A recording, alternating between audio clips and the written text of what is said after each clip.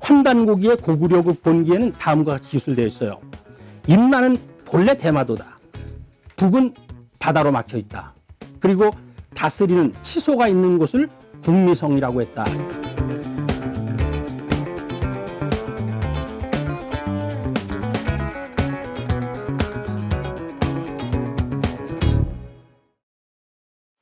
이찬구 박사님의 광개토 태왕릉비에 나타난 이제 외의 실체에 대한 그 발표를 잘 들었습니다. 그 역사라는 것은 민족의 혼인데 우리 민족은 그 우리 역사를 잃어버렸어요. 뭐 제가 이 쓴 논평을 위주로 읽어가면서 설명을 드리겠습니다. 단재 신채호 선생은 그 안정복이 동사강목을 지으면서 그 내란과 빈번한 외적의 출몰이 동국의 고사를 탕자않게 했다.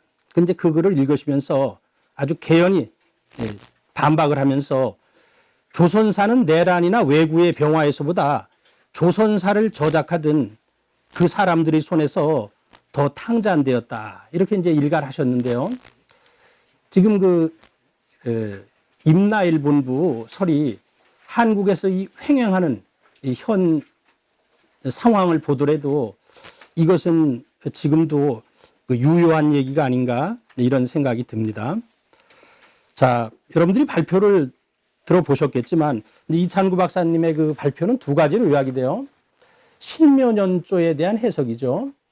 근데 신묘년조에 대한 설명을 쭉 하시면서 그 외라는 글자를 제라는 글자로 보면은 그 해석이 좀 부드럽지 않느냐. 뭐 이런 해석이죠. 그런데 글자를 이렇게 바꾸어서 해석을 할 때는 굉장히 조심을 해야 되죠. 그것은 결코 쉬운 일이 아니거든요. 그래서 그 앞에 그 제라는 글자가 딱 한 번 나옵니다. 천재지자다. 그런 말이 나오는데 이제 그 제자와 제가 볼 때는 그 제자와 뒤에 있는 그 외자를 보면은 굉장히 좀 달라요. 다르기 때문에 그것을 그 일제가 그 제라는 글자를 외라는 글자로 변조를 했다. 이렇게 하는 것이 조금 좀 무리한 것이 아닌가 저는 그렇게 생각이 듭니다. 그리고 이제 태왕릉비에서는 전부 왕으로 썼어요. 광개토 태왕을 제라고 쓴 구절이 하나도 없거든요. 천재지자 할 때 제자는 하느님 제자예요. 하느님의 아들이다. 그래서 그 내용도 조금 다르고 물론 이제 다른 데서 고구려의 임금을 제로 쓴 구절이 많다는 이제 근거를 대셨는데요. 그 다음에 이제 뭐 결국 그 지금 마멸된 글자에 대해서는 아까 그 신라 앞에다가 연외라고 이제 이렇게 했는데 뭐 이 문제는 뭐 누구든지 자기 생각을 가지고 글자를 넣어 가지고 해석을 할 수 있고요. 일본 사람들은 그 임나라고 넣거든요. 신묘년에 내연을 내하야 도해 파 백잔 임나 뭐 신라 그래서 이위 신민. 그래서 저는 이제 저도 뭐 한문을 하는 사람 입장에서 이위 신민이라는 것은 신민으로 삼았다라고 해석을 할 수가 없어요. 우리가 이위라는 것은 우리가 의동사라고 합니다. 의동사라는 것은 뭐뭐라고 여기다 이렇게 하는 거예요. 한문에서. 그래서 신라를 신민이라고 여겨서 이렇게 해석을 해야 되거든요. 고구려 입장에서는 신민이라고 여겨가지고 이제 병신년에부터 그 백제 본국을 치기 시작하거든요. 그래야지 이제 문장이 부드럽지. 뭐 신민으로 그 삼았다. 이위를 이렇게 해석하는 것은 전부 한문을 하는 입장에서는 굉장히 그 무리라고 생각이 듭니다. 그래서 이 외를 제로 바꾸는 것은 뭐 이건 뭐 앞으로 더 연구를 해야 될 문제라고 생각이 들고요. 그 다음에 이제 그 도대체 이 임나 가라에 대해서 이제 수많은 사람들이 뭐 지금의 그 토의 사학자들은 전부 그 임나가라의 지명 같은 것을 한반도 남쪽에서 비정을 하고 일본 사람들도 그렇게 많이 하고 있는데 일본에 있다라는 관점을 문정창의 대마도설, 김석형의 일본 열도 분국설, 또 김석형의 그 분국서를 계승한 조이승의 가야의 그 분국으로 옥가야마현 기비에 있다는 설, 이런 설을 소개를 하고 마지막에 운초 계연수 선생이 그 관병이 섭적이 월하야 협공했다. 8글자를 그 보충한 것을 넣어서 해석을 했는데 뭐 저는 굉장히 이거는 뭐 좋은 해석이라고 생각을 해요. 저도 뭐 여기에 대한 논문을 한 편 썼는데 운초 계연수 선생이 1898년에 가서 광개토 태양피를 탁본을 합니다. 그리고 14년이 지난 뒤에 1912년에 가서 다시 탁본을 해요. 그러니까 그 사이에 전부 지워져 있었어요, 많이. 근데 전부 일본 관련 부분만 다 지워져 있었어요. 그래서 태왕비 징실고라는 글을 씁니다. 이것을 발표를 하고 뭐 다 풍비박산이 되죠. 그 올해 운초계연 선생이 돌아가신 지 딱 100주년이 되는 해인데요. 그래서 그 운초계연 선생이 징실한 것은 그 일본 사람들이 마멸하기 전에 떴던 탁본을 기준으로 했기 때문에 저는 그건 굉장히 믿을 만하다고 생각을 해요.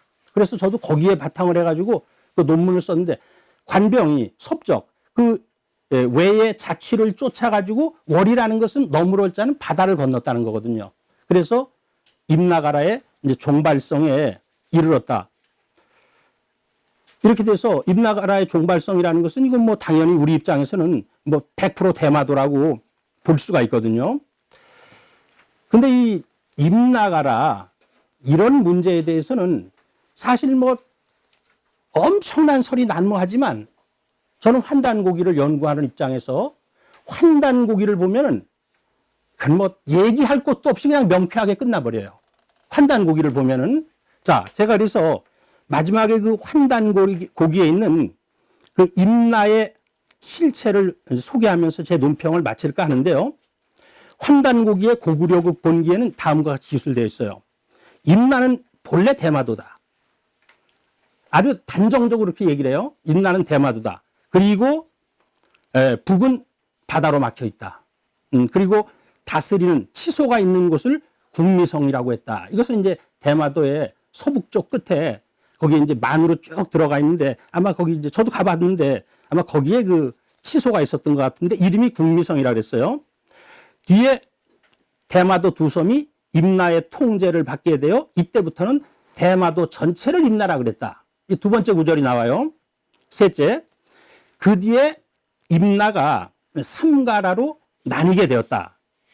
그런데 삼가라의 임금들이 이건 대마도에 있는 삼가라죠. 서로 싸웠는데 해결이 되지 않았다. 그래서 세 개로 나누어지는데 좌호가라는 신라에 속하고 이건 대마도 북쪽이에요. 인이가라는 고구려에 속하고 이 중간이에요. 그 다음에 계지가라는 백제에 속한다. 그런데 놀라운 것은요. 지금 대마도를 가면은 이 인이라든가 계지라든가 좌호라는 지명을 그대로 쓰고 있습니다. 대마도에 가면은. 그래서 환단고기의 그 기록을 믿을 수가 있어요. 그 다음에 영락 10년 AD 400년에 광개토 태왕이 일본 열도에 상륙을 합니다. 대마도에 임나가라 종발성에 상륙을 했고 그 뒤에 이제 그 규슈에 상륙을 하는데요. 400년에 모두 고구려에 귀속되었다. 이건 뭐 태왕이 그 일본 정벌이고요. 그 뒤에 이제 그 임나는 10개의 나라로 나누어서 다스려서 연정을 폈다. 그런데 이유립 선생이 임나 10국에 대해서 지명을 고증을 했어요. 그래서 이건 이제 일본서기 흠명천왕 23년조에 있는 그 562년조에 있는 기술인데요. 자, 바다에 있는 3국 중에 가라국은 대마도고 사이기국은 일기도고 자타국은 오도열도에 있었다. 그리고 이제 육지에 뭐 제 논평이 3국으로 되어 있는데 7국인데요. 다라국은 이게 웅본에 있었다. 그 다음에 이제 알라국은 아소산에 있었다. 근데 이 환단고기의 기록을 믿을 수 있는 것이요. 광개토대왕이 일본을 정벌하고 그 일본 정벌하는 것은 운초 계연수 선생 있던 탁본에 다 들어있어요. 일본을 아주 초토화를 시킵니다. 400년에 일본에 상륙을 해가지고 그 지명도 전부 고증을 하는데 저도 그 논문에 다 써놨는데요. 지금 그 알라국, 한국의 그 역사학자들이 써놓은 알라국에 보면은 전부 그 함안에 아라가야라고 쓰고 있어요. 그런데 알라국은 원래 그 고구려의 창업자 중에 하나인 협보라는 사람이 일본에 상륙을 해서 다파라국을 세워요. 그게 다라국인데, 근데 그 옆에 알라국이 있었는데 동성이었다 그래요. 그것이 아소산 밑에 있었어요. 아소산 남쪽에. 그런데 그 사람들이 홀본에서 이주한 사람이라 그랬어요. 홀본이라면 졸본이죠. 그러니까 일찍부터 고구려와 교류를 맺어왔었기 때문에 태왕이 일본을 정벌한 뒤에 자기들의 그 선주민이 자기들에서 이주해 나갔던 알라국 사람들은 전부 수명을 세우게 하거든요. 그 세 번 나오거든요. 그래서 이 알라국이 일본의 그 아소산 남쪽에 있었고요. 졸마국이 연강에 있었고, 고차국이 방택, 걸손국이 구림이, 그리고 산반화국이 백부, 염례국이 궁기에 있었다 해서 나머지는 이유립 선생이 어디에 근거해서 비정을 했는지 모르지만 적어도 다라국이라든가 알라국이라든가 하는 것은 판단국에 나와요. 뭐 가라국 같은 것도요. 그래서 임나가라에 대해서 수많은 설이 그 뭐 난무하고 있는데, 한반도에 있었다는 것은 뭐 그건 전혀 믿을 수가 없는 것이고, 근데 일본에서 이걸 찾고 있는데 일본에서도 굉장히 많은 설이 있지만 저는 이유립 선생이 정립을 해놓은 이것을 가지고 본다면은 임나가라에 대한 모든 해답은 풀리는 것이 아닌가 하는 생각을 하면서 뭐 제 얘기를 마치도록 하겠습니다. 감사합니다.